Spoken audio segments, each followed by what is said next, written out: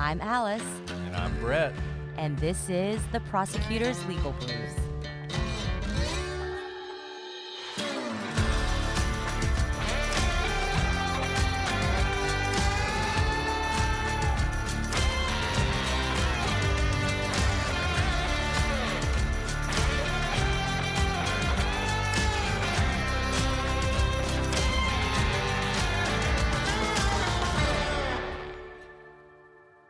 Welcome back to the Prosecutor's Legal Briefs. I'm your host, Alice, and I'm joined, as always, by my By the Guidelines co-host, Brett. That's right, Alice. I never step outside. I do what I'm told at all times. Yeah, right. I think after the last couple episodes on our other podcast, the Prosecutors Podcast, we all found out how Brett is a little bit more of a wild child when it comes to rule of law that I thought we were friends. I thought I understood you. But it's okay, guys. Brett is going to stay within the guidelines today to explain sentencing to you. Exactly. Sentencing, after which you have a right of escape. But that's a different legal briefs altogether. Yeah, you guys, a lot of people have asked us about sentencing. I think sentencing is one of those things people don't understand. And there's a good reason for that. It's completely different in every jurisdiction. So that's part of the problem. But we thought we would go through some of the basics of it just to explain it for you guys so you know what to expect in some of these high profile cases you're seeing, though with the caveat that there's always going to be some deviation in the way different jurisdictions do it. I think one thing to start with before we get into sort of how sentencing's done, to sort of set the stage for everybody, is the purpose behind incarceration. So obviously in the United States, we have a whole lot of people in prison. Other countries do it a little differently, though I don't know if there's any country that doesn't have prisons, because you have to have prisons for some people. And generally speaking, in the United States, the philosophy behind incarceration is there's really four reasons to do it. There's sort of four things that go into incarceration and determining what a sentence should be, how long someone should be in prison, what kind of prison they should be in, whether or not they should get the death penalty, if it's a death penalty case. And those four things are retribution, protecting the community, rehabilitation, and deterrence, both specific to the person and general deterrence. So there's kind of five, but deterrence is split into two. So those are the four things. And I think one thing that's important to remember, just even as we get into this, it's not just about rehabilitation. Sometimes I think people are under the impression that that is the purpose of prison. And there's been a huge focus on rehabilitation for a very important reason.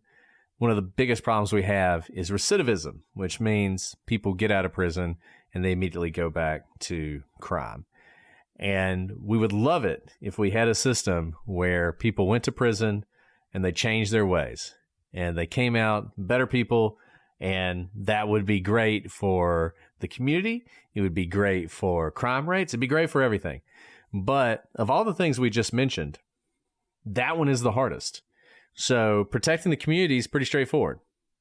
People are in prison. They're not able to hurt the community, generally speaking. Obviously, if they're like a shot caller in a gang or the mob, maybe their reach extends beyond the prison walls. But generally speaking, once someone's in prison, they're only a threat to themselves, the inmates, and the guards. So that one's easy. Deterrence is a little bit more murky. It's kind of along the same lines as rehabilitation. Obviously, part of deterrence is getting a person to change their ways so that in the future they don't do things. But you also want to send a message to other people out there that if you commit crimes, you will be punished for them. So one thing to note before we go through all four of those is that, you know, we've talked a lot about specific cases having to do with the act that is at issue in the charges of that particular crime. So it's that defendant against that, you know, the state that's prosecuting it, or the entity that's prosecuting it, and the facts of that case. That's why we've talked about, you know, acts of other bad acts not being able to come in because of 404B, saying generally someone can't be convicted just because they're a bad person. It has to be that there's evidence for the crime that's alleged. When it comes to sentencing, note what Brett's saying.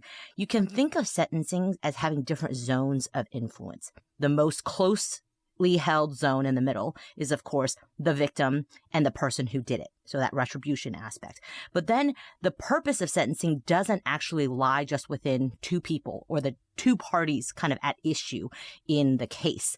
It goes beyond that to the community that that particular defendant lives within, and that sentence affects that community. Because obviously, if you have, say, an abusive man who is very violent, pulls triggers, beats women, they may have a victim in that particular case, but if they're let back into their community too quickly or without any sort of retribution for what they've done, all the women or all the other people in their lives, in their community who they may come in contact with, are at risk, even if they are not part of the specific case that we have before our courts.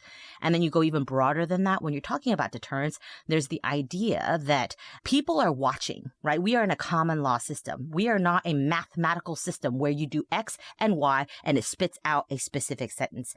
Rather, we look at laws and apply specific facts to them. And so when you have someone generally who commits murder and they serve 1 year, 3 years, and the rest of their sentence is suspended, geez, the next person who wants to commit a crime, it may not be as big of a deal for them to carry a gun. And if they have to use that gun, so be it. Max, they spend 3 years in prison. That's what I saw happen to my neighbor. But when you have real sentences that can deter other people from doing the same thing, it does change calculuses of future bad acts from future could-be criminals, right? We always say, like, don't make crime pay. There is an aspect to that. Of course, when you're working on the margins, there are the people who are going to commit murder no matter what. You may not be able to deter them, but you certainly see a cost-benefit analysis that does shift over time when you are looking at these sentences. Take the robberies that have been happening at a lot of the like Best Buys around town or Targets, a lot of these kind of big chain stores, because there are so many robberies. I think a lot of their policies have been to tell the employees don't get involved, let them walk out. Well, guess what? Like, the cost of robbing those stores dropped significantly, because literally on the news, we're watching people carry out TVs and electronics with absolutely no recourse. Nobody is stopping them. They're quite literally walking out scot-free, so it seems. And so someone watching it may think, well, geez, I could use a new TV. Seems like, so-and-so down the street can do it for free. Why don't I do it as well?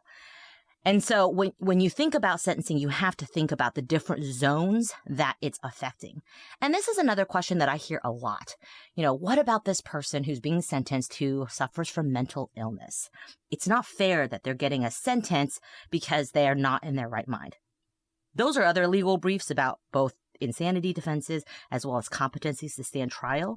But when you're talking about mental illness being like a get out of jail free card in general, let's say they are competent to stand trial. Let's say that they have not been able to prove the insanity defense, but they do have diagnoses for mental illness. That alone, when people are like, well, it's not fair to sentence them, they've suffered in some way. If that is a get out of jail free card, what you would see is a lack of deterrence for people, and also probably a lot more people malingering, meaning they would say, well, that affects me too. I too suffer from X, Y, or Z mental illness. And though it may not have affected the crime that I committed, I too have suffered. And because it affected that person, it didn't, they didn't have to serve a sentence commensurate with their crime. That should apply to me here. So think about this in kind of the zones of influence this sentence has, because it does go beyond what we've always said, which is it's a case in controversy between the two parties at issue in the case. And I hope Alice's comments on this just goes to show you how complicated this is. Sentencing and how to do it right is basically an impossible question because there are so many different conflicting things that you're trying to consider. There's a world like Singapore. Take Singapore. Singapore is known to be incredibly strict. I think it was Singapore where the guy got caned like 20 years ago. There was some American and he got drunk and went out and graffitied a car. And in Singapore, that means you're going to get caned. And it was this international story. And the people of Singapore were just like, sorry, that's what happens. We don't care if you're American. And you end up getting caned. And the people of Singapore would say, look, the benefit to this is we have an incredibly low crime rate. Nobody does anything because if you do anything, you're going to be punished severely. There was a Star Trek episode, Next Generation, where the Star Trek crew lands on this planet where basically anything you do wrong is the death penalty. I think Wesley, because it's always Wesley tramples on some flowers or something, like some incredibly minor thing, but he's going to get the death penalty for it. And so they have to convince them not to give him death penalty because it being Star Trek, they can't interfere with this society. But the point is, you could swing all the way to we're ultimately tough on crime. But if you do that, number one, you're going to see what we actually have a lot of in the United States. You have a lot of people in prison, and you're going to have a lot of people in prison for a long time. And when you take someone out of a community, even if that person is committing crime, they may be the father to some children, the husband to someone, they may be supporting their parents. I mean, people are complicated. And you see this so much when you're a prosecutor, because I think in the minds of the public, criminals are often dehumanized in a real way. They're just what they are, right? They're a robber, or they're a drug dealer, or they're whatever. But when you actually look at it and you see the impact that putting someone in prison has, even if there are all sorts of good reasons to do it, it will have ancillary effects that will sort of spiral out through the community. And your Singapore example just reminded me of one of the examples that has really stuck with me about using sentencing or the criminal justice system to affect behavior. So you probably have heard this before, but Singapore was sick of people sticking chewed gum everywhere. I don't know, maybe at your school, people stick chewed gum under the table. The movie Elf is all about how, Will Ferrell goes to New York and, Papa Elf is like, don't eat the gum, stuck on the rails. And he's eating all this chewed up gum. So Singapore was like, we're sick of gum being chewed up everywhere. We don't care about the actual act of chewing gum, but what happens when you chew gum is then you have chewed up gum and it usually goes somewhere. And so about 30 years ago, I think that's right, they banned chewing gum, and for the first time offense, it's $100,000 fine and you can serve up to 2 years in prison. And as a result, I think I don't know that there's actually ever been a conviction. Maybe there has been, but it's not like they're rampantly convicting people of chewing gum. They have a really stringent, outsized sentence for chewing gum. And as a result, nobody chews gum. Alternatively, you might want to say restaurants in America don't want people to smoke, right? It's banned. You're not supposed to smoke inside. But obviously, a lot of people in America smoke because we haven't had a deterrence effect the way that Singapore did. They were like, we're sick of gum. We're just going to say 2 years in prison, $100,000. We're not joking around. And as a result, they stopped. So whether that's right or not, that's a policy argument. But what that does show is that sentences absolutely could have a deterrence effect and can change behavior. And I'll give one more example of this, and then there's so many. This one's in the civil context, but I think you see the mindset behind this. Walmart. So there was a time 30 years ago where Walmart's legal position was if someone sues and the damages are less than $5,000 or something, $10,000, I don't remember exactly what it was, their policy was to settle. It's just not worth it. Costs more money to fight it. Just go ahead and settle. Well, what's the incentive there? The incentive becomes to sue Walmart, make it frivolous, keep it under that amount, and make money. And there were lawyers who that was their entire practice, was they would sue Walmart for $4,999 or whatever. And at some point, Walmart was like, this is costing us a ton of money. There's all these frivolous lawsuits. And so they went to the exact opposite. And it was, if someone sues us for $1, we fight it to the death. If we have to take it all the way to the Supreme Court and spend $1 million fighting it, we will. And that is their litigation position now. And of course, many of those frivolous lawsuits just dried up because there was no point in bringing them. And it was actually a greater cost for the plaintiff's attorneys. And so now I think Walmart would say, number one, they don't get sued as much. And number two, when they do get sued, it's probably something that has a little bit more merit to it. So it's sort of a similar thing. People's behavior is influenced by outcomes and what they can expect. And crime, at least deterrable crime. Not all crime is deterrable. Maybe murder is to a certain extent, but a lot of times murder goes way beyond the criminal justice system. A lot of the worst crimes, frankly, probably child abuse, all that stuff. The fact that it's illegal doesn't have a lot of deterrence. But there are a lot of crimes that are deterred because, frankly, it's just a cost-benefit analysis. If you know that you can make a good amount of money selling drugs or robbing places or mugging people, the chances of you being caught are relatively low. And if you are caught, the damage to you, the amount of time you might serve in prison is incredibly low. Then the calculus for you, absent some sort of moral compunction not to do this, is to go ahead and commit the crime. And you see that in a lot of places, particularly, as Alice pointed out, with this low-level crime that has been decriminalized almost in a lot of jurisdictions to avoid targeting of specific races, to avoid over-prosecution, to avoid a lot of real problems. But because of that, the incentive has swung massively in favor of you can commit crimes and you don't have to worry so much about the punishment.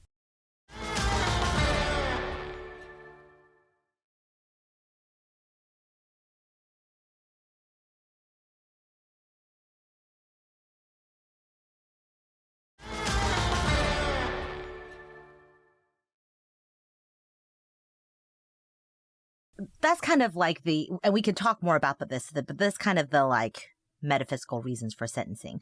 But when it comes down to actually sentencing, a lot of you have asked, like, how does the judge determine a sentence? First of all, who determines a sentence? What factors into a sentence? And what does it mean? We've talked a little bit about this on different legal briefs, but like you'll hear on the news all the time after there's been a jury verdict or a conviction, they'll give you some large range. They'll say they're getting 20 to life, or they're going to spend the next, 50 years in prison. Up to 500 years in prison. Up to 1 million lifetimes, right? They say stuff like that because what they're actually citing to you, especially if it's before a sentencing, is they're citing to you something called the guidelines, the range of outcomes that could happen. But just because there's a range, and when you have something like 20 to life, or let's say something even larger than that, they could get anything from 5 to life. That's a huge range. Like, what does that even mean? How is that calculated? And what does it actually mean at the end of the day? And when you walk into court, does it mean you have no idea? Am I going to get 5 years? Am I going to get 99 years? You usually have some idea because of reports that are done ahead of time that help the judge understand what this particular crime it really is looking at for purposes of all those 4 principles we were talking about. And if you take nothing else away from this, take this. The reporting on potential sentences is terrible. It's always wrong. Invariably, what you'll see is something like, imagine someone was convicted of 100 misdemeanors. Well, you can get up to a year for a misdemeanor. So the reporting on that would be, they're looking at up to 100 years in prison, because basically they take the maximum sentence, multiply it by the number of counts, and then they get the range of what you could get. You're not going to get 100 years in prison for misdemeanors. I don't care how many you've committed. That's not the way it's going to work. Same thing with felonies. 10 felony convictions, 20 years max, 200 years in prison. That is almost never the case for a couple reasons. Number one, because that assumes that sentences would run consecutively.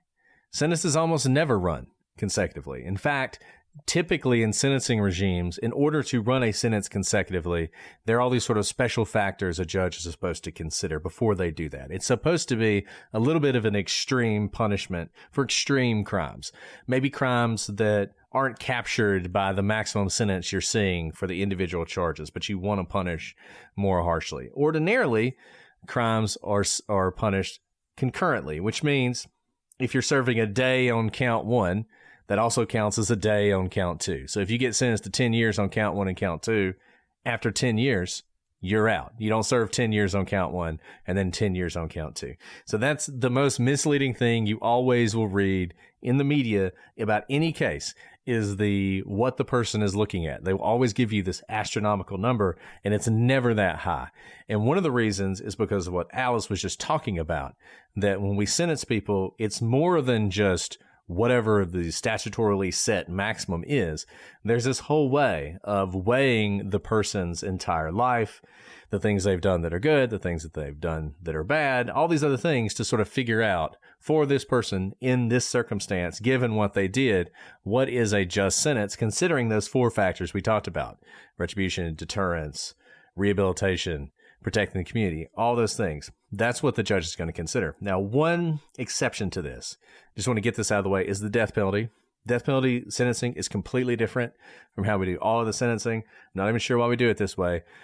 But the death penalty basically at this point is always given by a jury, not a judge. It's the only sentence really There's some exceptions, but generally speaking, that a jury hands down. And it is determined during a death penalty sentencing phase where the jury is supposed to consider aggravating and mitigating factors. So mitigating factors could be any number of things. It really can be anything. It can be abusive childhood, mental illness, any number of things, really anything you can come up with. Aggravating factors are generally limited by statute, and there are particular aggravating factors that the prosecution can argue for why the person should get the death penalty. And then the jury is the one who has to make that decision. So the death penalty phase part of a trial is almost like a separate trial. There is presentation of witnesses. There's, the argument really to the jury. Whereas for every other type of sentence, and of course it kind of varies by jurisdiction, the reason most sentences are not immediately followed by a conviction is because there's a period of time in which the probation office is doing their background work on the defendant now that they are in a different state, right? Before, they were innocent until proven guilty. When there's a conviction, they are now a convicted felon if it's been a felony. And they will do their background check on all sorts of things, on mitigating evidence, on their ability to pay, for example, because there's usually fines attached to these sort of sentences, fulsome explanation of what their life is at that moment, all of their financial information, if they have any dependents, children who depend on them. Do those dependents have other forms of childcare? Do they have jobs? All these sorts of things will factor into how they determine what they will recommend to the judge in called basically like a pre-sentencing report. And that report is solely done by the probation office. The parties may provide information, but they're not writing the report at all. And most of the time, depending on which jurisdiction you're in, you may get the pre-sentencing report handed to you as you walk in for sentencing. And you have to digest it, say if you're the prosecutor, as you are walking basically into court for sentencing that day. And part of that is there's this kind of, in the federal system, I'll talk about that because a lot of state and local entities have adopted something like this, is there's a way of calculating the guidelines, and you'll end up calculating the guidelines based on the type of crime, the characteristics of that crime, whether a gun was used, those sorts of things. And they will come up with a number that's based on the crime, the statute, but also whether this person has criminal history, because criminal history is going to factor into it. And that is trying to get at the recidivism aspect. If it's your first time crime, it's possible that your guidelines will be lower depending on the type of crime. If this is your 10th crime, it's very possible that your guidelines will be much higher because you've shown kind of this inability to change and probably a heightened danger to society because you've proven yourself to go back and do exactly what you were just convicted of. And there's this number that the probation officer comes up with, and it's kind of like a complex chart. It's not that complex. It's a chart that you can find online for the federal system, at least, that gives you two numbers. You look on a chart. It's like an X and Y axis, and it brings you to a range of what the judge can sentence you to. I say can because we've also talked about this before, but guidelines are just that. They're guidelines, except in some circumstances. The judge doesn't have to stay within the guidelines, but they typically do to try and make sentencing uniform across all jurisdictions, all crimes. And, guidelines, most states have them at this point. A few states have mandatory guidelines. The federal system they are advisory. As Al said, the judge is not required to follow them.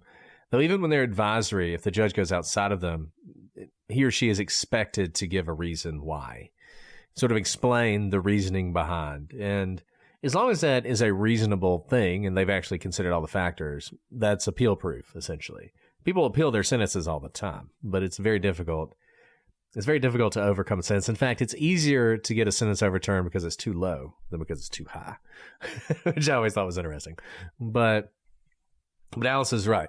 You're going to have this. You may remember from the D.B. Cooper case. We talked about McCoy. After he was convicted of his hijacking, he had to meet with a probation officer, and the guy was very interested in figuring out whether or not he was D.B. Cooper. And so he's asking him all these questions to create his guidelines, to set up his pre-sentence report, to figure out whether or not he had committed a crime before this. And that obviously would factor in. You can consider as we've talked about before, acquitted conduct. So if you're charged with two offenses, you're convicted of one, you're acquitted of the other. At sentencing, the judge can consider anything that's been proven by preponderance of the evidence. That is a lower standard than reasonable doubt. So even though the jury acquitted you of that crime, the judge, if they think there was enough evidence to show by preponderance of evidence you committed that crime, they can take that into consideration when they're sentencing you and use that to help fashion the sentence. In some circumstances, you'll see cases where there's really very little time between conviction and sentencing, sometimes done immediately after conviction. That's typically because the sentence is required by law. If I remember correctly, the staircase case, Michael Peterson, as soon as he was convicted, he was immediately sentenced to life in prison. And I think his lawyer at the time said, Your Honor, this is a statutory sentence. There's no reason to delay this. And they went ahead and did it. A lot of times, though, they won't do that because even though the sentence is required by law, they want to give the victims an opportunity to speak. So sometimes you'll actually have a little bit of delay in sentencing, even when the sentence is set by statute, so that the victims can come forward and have their say. I've seen that happen before. I've seen, in fact, defense attorneys ask for an immediate sentencing so they could go ahead and start their appeal. And the judge say, no, we're gonna give the victims an opportunity, so we're gonna set it out a couple of weeks so they can do that. So these things can all factor into how long it takes. The extent to which a pre-sentence report is created, the extent to which the law requires a certain sentence, the extent to which it's a death penalty case. As we said, the jury decides a death penalty case. So the jury that's just heard all the evidence in the case is going to turn around and decide whether or not to give someone the death penalty. There's not going to be a whole lot of time in between the guilt and the sentence, because then the lawyers are going to present those aggravating and mitigating factors to that same jury who is already very well versed in the facts of the case, who is then going to make the decision. So it's a wide spectrum of how long it takes. It's a wide spectrum of how much flexibility the judge has and how much input they get from things like a probationary service. But they all, generally speaking, even if they look different, are working the same in the background. And just so you know, when you go to a sentencing, what if there's this report that the probation officer has already prepared, what typically are the arguments? Typically, and it's going to be different for each case, but typically the defense is going to argue bottom of the guidelines. That means the very lowest they're able to get, or something even less than that. And they're going to argue all those mitigating factors, right? If they have accepted responsibility, they will keep pounding that. They've accepted what they've done. They've apologized. They can't change the past, but you don't have to sentence them to the rest of their life in prison. They're going to talk about what a tough childhood they had. They were abandoned as a child. They never knew their parents. They were beaten. They were abused, X, Y, and Z. They're going to basically say all the reasons why this person should have the least amount of sentence as possible. You're not really going to be arguing guilt, because that has already been done at the conviction. In fact, there will be judges who will be very annoyed if the defense focuses on kind of relitigate the trial, because that's not the right time for it. That's for appeal. The prosecution, on the other hand, depending on the crime and depending on that particular case, they will probably be arguing for a guideline sentence, something within it. They may not even actually say that much. Sentencing may at that point be very much, the judge may have made up their minds. They will be there to answer questions about what happened in that case, particularly if there are really heinous elements of the crime. The judge, because some time has passed since the trial, may ask the prosecution to refresh their memory about certain things. Can you remind me, how many people did they shoot in this case? And they did it with how many kids in the house who could hear the gunshots? And they ran and hid in the woods for how long? Those sorts of questions, just to kind of refresh their memory.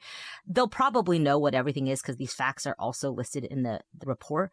But typically the prosecution is there, honestly, to answer questions and also to let the judge know what similar fact pattern crimes have resulted in sentences of. Because again, there's this idea that you kind of want some parity across similar types of crimes, right? And so it is powerful when you come in as a prosecution and let's say you're doing a child pornography case and the judge is contemplating, I don't know, this guy had a really tough childhood. I'm thinking as low as I can go, maybe 20 years. And you can, help the judge and say, well, Your Honor, in this courthouse in the last year, there have been 10 other convictions for child pornography, very similar instances, similar number of images, also abuse involved.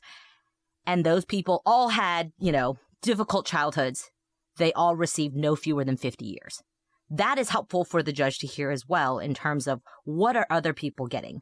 The defense can also research other cases where maybe there were very favorable sentences and rebut that type of argument. So this is just an idea of what happens at the actual sentencing hearing, but it is not a relitigation of the actual trial. And so I'll just give you an example of how this goes in real life, a case that I remember. I think this one's kind of interesting. So we talked a lot about pre-sentence reports and guidelines. In the federal system, there is a book. It's a pretty thick book, a very confusing book that lays out... It's used as a doorstop in most offices. Yeah, it lays out how these sentencing guidelines are created. So I'll give you a factual example and then tell you about the guidelines fight and how everything worked out. So he had a guy who was a felon, and he goes down to the club. He's going to have some drinks with some of his friends. When he gets down there, there's another group of people, one might call a gang, that he and his friends didn't like very much. But whatever, they're all going to get along. They go in, they have some drinks, but then they start talking at each other. And so according to this guy, he realizes this is not going well. So he leaves the club, and his friends follow him. And as they're leaving, the other group of people go out of the club. And then according to him, they pull out guns and start shooting at him and his friends. He dives behind a car and he looks down, and the gun fairy has left him a gun laying on the ground. So he picks up the gun and he starts shooting back at the people who are shooting at him. And his other friends, they didn't have to wait on the gun fairy. They just happen to have guns with them. They're shooting back. Everybody's shooting at each other. And of course, as happens in every one of these, they fire 100 shots at each other. Not a single member of either gang is hit, but random guy who was out there with his girlfriend going to the bar, he gets hit, he's killed. Dude, our hero of the story, he's arrested, and he's charged with felon in possession of a firearm. Initially, his defense is, this was a necessity case. I didn't have a gun. They were shooting at me. There was a gun just magically happened to be on the ground. I picked it up and defended myself. At some point, he decided, you know what? The better part of valor here is to plead guilty. So he pleads guilty. So the way the report is done is you get a base offense level for being a felon in possession of a firearm. Then there are points added if it's discharged. So let's say your base offense level is 10. So you get 10 points for being a felon in possession of a firearm. Then you get 2 points because the firearm was discharged, right? Because that makes it even worse. Then there was the question, and a lot of the sentencing turned on this. Someone died in the shootout. Now, there are two possibilities that you could do. You could either use the reference to assault, which would add like 6 points, or you could use the reference to homicide, which would add like 15 points. This is going to have a dramatic effect on what your sentence is going to be. So there could have been an argument about this, but actually the government and this individual agreed. There's no evidence that he was the one, that his gun was the gun that killed this person. And so everybody agreed, we'll do assault. So it becomes an assault. You add those points. He ends up with like 24 total points. Let's just say it's 24 total points. So then he gets points off for acceptance of responsibility. He ends up getting 3 points off because he was willing to plead guilty instead of going to trial. So now he's got 21 points. So now you've got points. Well, the next thing you have to figure out is his criminal history. So that also has a point system where for every one of your prior convictions, you get a certain number of points depending on whether or not you were convicted, what you were convicted of, how much time did you serve, how old are they. You add up those points, and that gives you the criminal history category. So it ends up with, 21 is the offense level, criminal history category of 4, and that generates a sentencing guideline range of whatever it is, say, 44 to 52 months. And so then the judge is presented with this sentencing range. Now, the statutory maximum is 10 years in prison, 120 months. But the judge is somewhat constrained by this voluntary guideline. Now, he can either or she, in this case it was a he, move above the guideline or below the guideline. And in this case, the judge actually went above the guideline because he said, look, I get it. Y'all decided this was going to be assault. That's fine. It still really bothers me that someone died in this shootout. So I'm going to go above the top of the guideline. We call this an upward variance.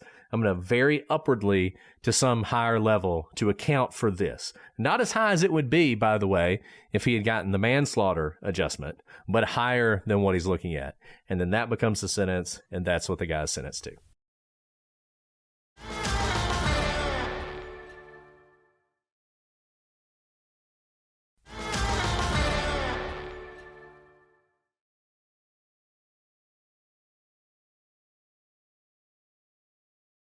So this is easy peasy, right? Like the more we talk about it, the more I'm like, this is, it's complicated because it really is case by case.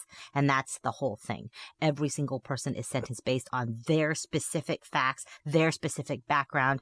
And the judge is, in non-death penalty cases, is the one to weigh all of these things and ultimately give a sentence. But it is not as complicated as I think we're saying, but I think where we have come out, at least as like a society, is we think this is more just than having something mandatory, where every judge, based on some calculation, has to sentence the people within a certain guideline or a specific sentence, because we know that every case is very case specific.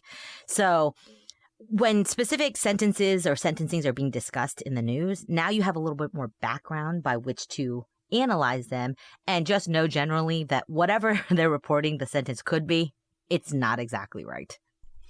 And let me say this, because the thing that is most difficult, and we started with this, is rehabilitation. You know, and it's the thing that people focus on the most. I always like to remind people that retribution is important too. If someone kills your child, you know, if someone rapes you, if someone steals all your money, you know, just think of Murdaugh. Think of everything Murdaugh did, all the people he hurt. He doesn't just need to go to prison to be rehabilitated or to protect society. He needs to be punished. And society and his victims need to feel like he is going to be in prison for the rest of his life, even if he has a road to Damascus conversion and he becomes the nicest, kindest, gentlest man in the history of the world, and we could prove it definitively that he has completely turned over a new leaf, and if we would just release him, he would go feed starving children in Bangladesh. Even if you could prove that beyond any doubt, the fact that he did everything he did, he needs to be punished for that. And I always want to remind people of that because we focus so much on rehabilitation. But rehabilitation is incredibly important, because if we don't rehabilitate people, then this becomes an endless cycle. The difficulty here is rehabilitation, I think, is the one thing that we do not control. So we can decide how much we punish somebody. We can decide, you know, how much we're going to protect society, because how long are we going to keep them in prison? We can determine deterrence to a certain extent, because as we've been talking about with Singapore and everything else, if we're harsh enough, we can deter a lot of people. But the thing that we cannot do alone is rehabilitation. And there was this guy who, and I've mentioned him before, but I'm going to keep coming back to him because there was so much wisdom in him. He had been sentenced to 40 years in prison. Because one thing we didn't talk about is mandatory minimums. So there are mandatory minimums for some crimes where doesn't matter what the judge wants to do, nothing matters. You're getting at least that much. And this guy, his crimes basically had a mandatory minimum of 40 years. And then the judge, I think, gave him 1 day on everything that wasn't a mandatory minimum. He gets 1 day, but he's going to be in prison for at least 40 years. And in the federal system, unlike in state systems, you can get parole. A lot of them, not all of them, but a lot of them you can get parole. In the federal system, we have truth in sentencing, which means you generally serve your entire sentence. You will serve at least 85% of it. There's some leeway based on what we call good time. If you're a good prisoner and you do a lot of stuff to show you're being rehabilitated, you can get a little bit of time off your sentence, but 85% of it you're going to serve. Anyway, so this guy, he has this massive sentence of 40 years. And he's like Leo Schofield, basically. I mean, he just becomes, he's all that stuff I just said about if Murdoch could do all that and become like a saint. He basically was the prison saint, and everybody loved him. The guards loved him.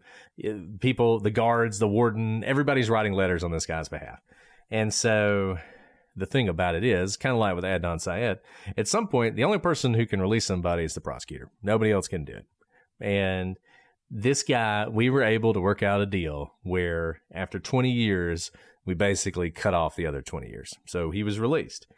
And he immediately started a whole bunch of businesses, and now he's like counseling children. He goes around to schools and talks about all the mistakes he made. I mean, just everything you would want. So a year after this, he's under supervised release, which is basically parole. A year after this, he makes a motion to terminate his supervised release so he doesn't have to deal with a probation officer. And the probation people loved him. They were like, yes, absolutely, terminate it. But the judge wanted to have a hearing because he wanted to know, what is it that made you what you were? Like, how did you do this? And how can we recreate this for other people? And he said that I'll never forget the way he put it, that his body was in prison, but his mind wasn't. And that when he went into prison, he made a conscious decision that he would never accept being a prisoner. He would always work on himself so that if he ever got out of prison, which wasn't clear that he ever would, he would be able to turn his life around. And he said there were so many guys who went to prison and just loved it. I mean, they just immediately adapted to prison. You know, they were in a prison gang. They were running various schemes in prison. They were making money. They were doing all this other stuff. And he never wanted to do that. But the problem with that, as great as that is it's not something you can recreate. You cannot take that and pass a law or create a program to create someone like that guy. It took him wanting to do that, having his own desire to turn his life around for him to actually do it. And that's the problem of rehabilitation. And it doesn't matter how many changes you make or programs you pass or money you spend. If you don't have people, inmates who want to change, it's never going to work. That's like incredibly heartwarming because I unfortunately don't think and to have that wisdom when he went in 20 years ago to be able to have that mindset, because it would be difficult to adopt that mindset once you had kind of fallen into the prison culture. So that was great. Well, I can't top that. So that's what we will end on for sentencing. Brett, is there anything else you'd like to add before we switch topics? Not on sentencing. I think if you guys have more questions, let us know. It's a complicated topic. Really, you could talk about this for a really long time. But hopefully this will at least give you a basic understanding of the way sentencing works so you can go forward and understand it when you see it in all these different cases. Thanks for asking for us to cover this. Hope this is helpful. And, well, Brett, I didn't think that we'd talk for 45 minutes, but of course we did. Of course we did. Of course we did. Of course we did. Do you want to talk about Sure, let's do 2020? Yeah. All right. So thank you guys for those of you who watched us. We got to talk about Leo Schofield's case on 2020 Follow the Fingerprints. It aired June 7th? Friday, June What day 7th. is it? But it's I literally don't even available know what on day it is. Hulu. So It if you is. missed it, you can check it out on Hulu. That's right. And yeah, you guys were so awesome. Thank you for watching and being like proud friends of us, because Brett and I were texting each other and we were so nervous because we don't get to see it ahead of time. We didn't know it was airing until Wednesday afternoon when my friend happened across the preview. She didn't know I was on it. She was like, "This was just on my Facebook feed. Is this you?" So that's how I found out it was airing. But yeah, you want to tell them about how it happened and my travails of getting there? Yeah, well, I'll tell my story of that week because Alice has quite the story of how she got there. But you guys are always asking about our lives and like how we manage to do everything we do.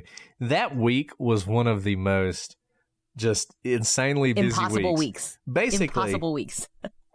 2020 reaches out and they're like, "Hey, if you're interested, we'd love to have you guys." And we're like, On Monday. "Are you serious?" On Monday. Of course we're. Yeah, it was like on Monday. Of course we're interested. Where do we need to be? When do we need to be there? And they wanted to do it the next week. So it was like, they emailed us, we got on a Zoom call, and then they were like, "Let's get up to New York." But the problem was the next week there was, because of our kids and various childcare issues, it was not really a great time for us to do it that week. So Alice was like, how about Friday? Can you do Friday? And they said, sure. So this is Monday. And they said, sure, we can do Friday. So they set it up for Friday and get us all booked up and everything. This was the same week that I had my oral argument that I talked to you guys about. So basically, I'm getting ready for the oral argument. On Wednesday, I drove to Birmingham where the oral argument was. Thursday morning, did the oral argument. Drove back home because it was my daughter's graduation from kindergarten. Hung out with her for a little while. Turned around, drove back to Birmingham and caught a flight to New York. And while I'm driving to Birmingham, Alice, who's supposed to be, she's on a business trip. So she's supposed to be in some city in Texas. I forget which one it was. And I'm just expecting she's going to fly out from Texas. And all of a sudden she's like, I'm in Shreveport. Which, by the way, great town, Shreveport. Used to be one of our biggest cities, actually, as far as listeners. I think per capita, it was the largest for a while. They held strong. It was great, but you can't get anywhere from Shreveport. Literally can't get anywhere. So Brett and I, both of us are married to attorneys as well who have very busy careers, and both of them were traveling as well. So between us, we had 4 traveling attorneys and 5 children who were all at the end of the school year, right? All of our kids were graduating and last this, last that, party here, 12 o'clock pickup because I don't know what's happening at the end of the year. And so Friday was the only day where we could get enough coverage with our childcare between all of our 5 children and 4 traveling attorneys among our 2 families. And I flew out Thursday morning at 6 a.m. to fly to Dallas for a very important business meeting. And I was going to be in Dallas all day and then fly out at 8:30 p.m. to make it to New York City after midnight so that we could film the next morning all day Friday and then fly back Friday. Well, I get on my plane. I wake up, while it's still dark outside. And the reason I wake up to leave on Thursday morning is I had no childcare Wednesday night, so can't leave your kids alone. So I wake up, crack of dawn, literally make their breakfast, put it on the table, drive to the airport. Clear day, fantastic day to travel and go to Texas and then New York. Get on the airplane, no delay, fly. And I immediately fall asleep because I slept 3 hours. And I fall asleep and I wake up and I was like, I felt like I slept for a long time. And in fact, I had. I had been sleeping for a long time. In fact, an hour longer than the flight should have taken. And I'm like, what? Why are we still in the air? And the person next to me was like, oh, we've been circling DFW for the last hour. And I was like, why? And they're like, DFW's closed. And I was like, DFW is a huge airport. I've never heard it closed. Yeah, it's been closed for an hour because there's torrential downpour. There's tornadoes. There's a plane was hit with lightning. It was crazy. And storm flooding, of the century, basically. It was literally the storm of the century, right? And I'm like, what is happening? And so all of a sudden, the pilot comes on the intercom. He's like, well, folks, we've run out of gas. I'm like, that's a terrible thing to say. Can you lead with something else? So we are going to Shreveport. We're going to regas up. Then we'll try it again. Okay, where is Shreveport? I literally don't know where Shreveport is in relation to Dallas, right? So we land at Shreveport, and Shreveport's not ready for us because it's a very small airport, and so they don't have a gate for us. So they literally park us out, in the airfield, and we get down on, man-made stairs, and we walk across the airfield. All of us. And they let us in through the service entrance. It was literally a warehouse. And we climb these stairs that are not really stairs meant to accommodate anybody and get into Shreveport. And there's one coffee shop, poor coffee shop. They've never seen this many people before. They sold out of everything within 30 minutes that we were there. So there's no breakfast, no coffee, no food, nothing. And the pilot's joking. He's standing there. He's like, yeah, they haven't told me anything, but DFW's closed is real bad because when we left DFW, when we left the circling, 350 planes were in front of us to land. I was like, there are 350 planes in general? And so he's like, so my tip to you guys is when they tell us to board right away because we will be number 351 to land and we may not land in time before we run out of gas. So they gas us up. 3 hours pass. Everyone's like, are they going to cancel us? And I am frantically emailing and texting with ABC News because I was like, look, I don't know if I'm going to make it to Dallas ever, but if you can get me to New York from Shreveport, please do it. And they call me back. Disney Travel is there's an impossibility of you getting to New York from Shreveport. I was like, if Disney can't do it, nobody can. So they're like, try to get to Dallas. I was like, all right, still early in the day. It's like 11 a.m. We get back on the plane and everyone's like boarded. And the pilot gets on and he's like, guys, DFW's open, but we have a mechanical issue and this plane can't fly. So they find us a new plane. We get on the plane. They gas that plane up. We take off. We go to Dallas. Dallas is open. And we literally get above Dallas. And the pilot says, well, deja vu.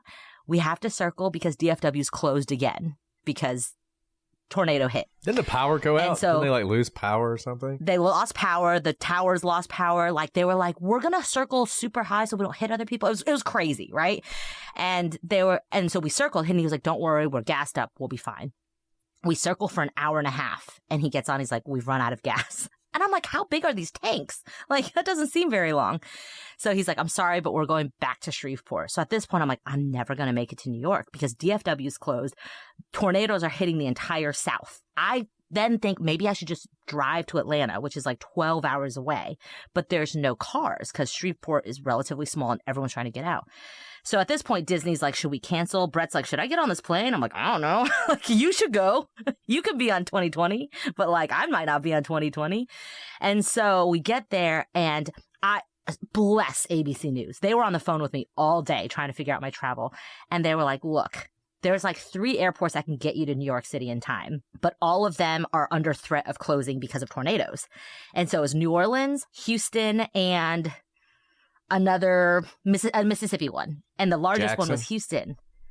Maybe it was Jackson. Maybe it was Jackson. But Jackson may not have got me there in time. And I was like, all right, first of all, let's get me a car. So we get me a car and it's like, I don't know. It was like a 2-seater. Who cares? It had wheels and that's all I cared about. I get in the car, torrential downpour, tornado. I'm seeing lightning hit.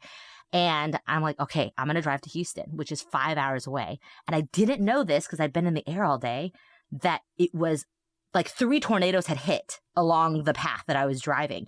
And it was torrential downpour while I was driving. And all the sirens were going off. Tornado sirens were going off. And I was like, what's happening? This is a weird drive. And when I got to Houston, by the grace of God, 2 18-wheelers had flipped next to me. One car floated away, like in a floodwater. Like I watched it float away into an exit. And I was like, oh my gosh, that's a car. It was like a convertible. So it went away. If you follow us on TikTok, you can see some of Alice's footage from her epic drive across flooded Texas. But I made it. I made it to Houston. And they put me up in a hotel, and I'm supposed to fly out at 6 a.m. Needless to say, I didn't sleep at all. And my flight got out, but I heard that an hour after my flight got out, they closed IAH Houston. So no flights got out after that morning because like all of Houston had lost power, trees were down, and it was like that for about 5 days, I think. So I don't know why my flight took off. Maybe they didn't get the message that they weren't supposed to fly, but I made it about 5 minutes before we were supposed to start filming. I hadn't slept in 36 hours. So whatever y'all see on TV, that was real rough. That was real rough. She did amazing. And shout out to Alex at ABC if you're listening. Alex at ABC News, man. Alex kept me alive, quite literally. Was texting me the whole drive and being like, I hope you're alive. Yeah, and so then we get there. Well, I was already there. I mean, I just, I partied on that, the Big Apple. You got to eat meals. I hadn't eaten in 36 I ate hours. meals. It was great. I wandered around. I had a great time. Great time. So they filmed it. Basically, I just assumed to get a studio, but they rent out apartments. So they basically just rented somebody's apartment and for the day and filmed our segment in that apartment and then left. I guess that was just how they sort of help pay the rent on their apartment. It was really cool. I mean, they were all set up and it was what, 3.5 hours, 3 hours we were with them, 4 hours? No. We filmed for 5 hours. Did you know that? We filmed for a long time. We took an hour break for lunch, but we literally filmed the entire 5 hours and then we got in an Uber to go to the airport. And they offered to let us stay another night, but I had Disney on Ice tickets the next day and I wasn't going to miss that. So I had to fly back to Birmingham, go pick up my kids, go back to Birmingham for Disney on Ice. And it was awesome. It was magical. It was well worth it. But it was a whirlwind trip. Can we just say, like, everyone at ABC News was so nice. They really were like the nicest people in the world. To the point, we couldn't figure out if it was actually going well or not, because we'd be like, is there anything you want us to do? Do we need to change anything? And like, no, it's good. Yeah, we're doing great. And like, well, we really will take direction if you want to tell us what we're doing wrong. So I don't know, but it worked out.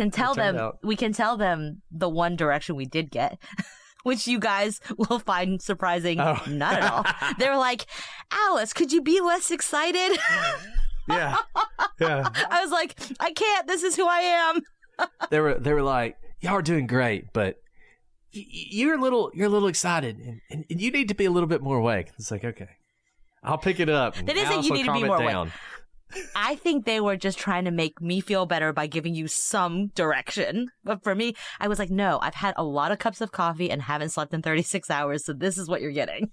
And we brought all our, you guys saw, we brought all our podcast stuff because they want us to set all that up. So we set it all up and to make it look like we were podcasting. That was fun. The whole thing was surreal. The whole experience was surreal. But we enjoyed it. I mean, it was amazing. I hope you guys enjoyed the show. They act like they liked us. They haven't gotten hate mail. It's hard to say. Look, their editors. The editors rock. Yeah. The editor, they did such a good job. Yeah, the whole thing was amazing. I have one beef, though, because I hadn't slept in 36 hours. It would have been great if they gave us hair and makeup. I'm not going to lie, because I looked real rough. I walked off a plane, y'all. They put like something on me to make me less glowy. I guess I glow. You were just glowing. Something to dampen my glowing.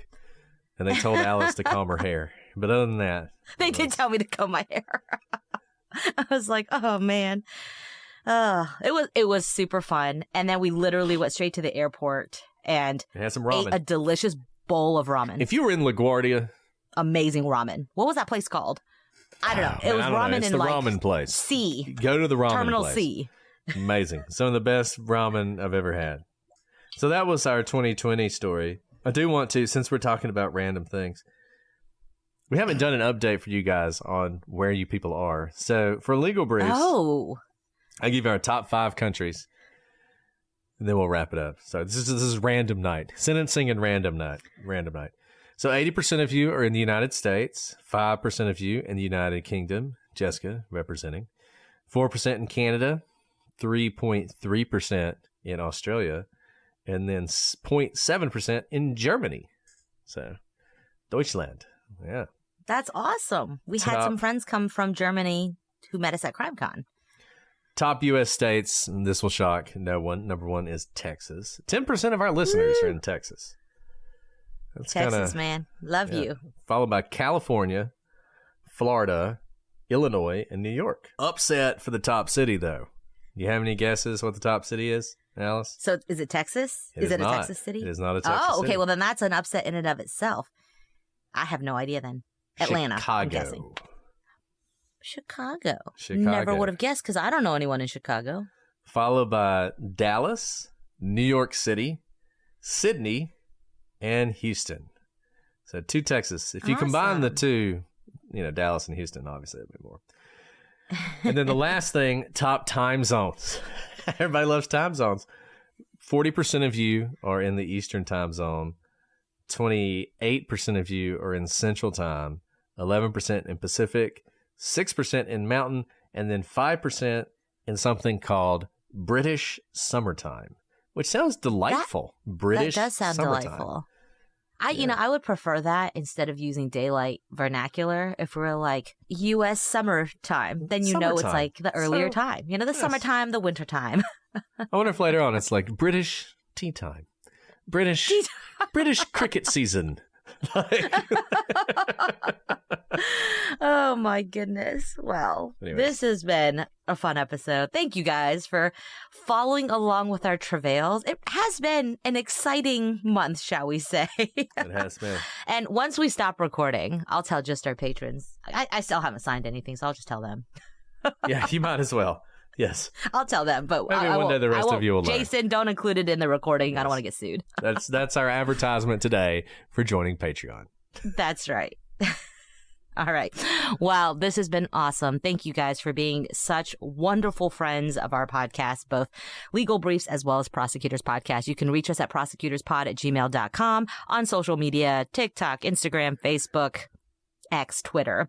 We love hearing from you, and we read everything you send us. But until next time, I'm Alice. And I'm Brett. And this is the Prosecutors Legal Briefs.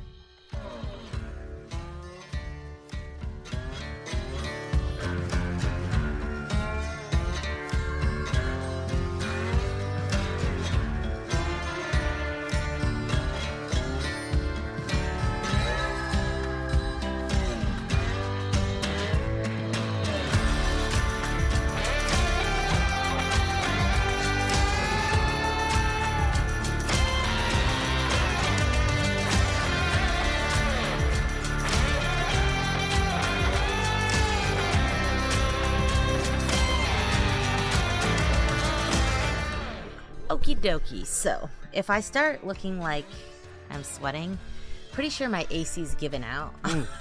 So, of course that would happen, right? Yep. It has been a fun. I'm hoping it gets fixed because we have friends staying with us in like a day, and it is real hot here. So, we'll see. We'll see.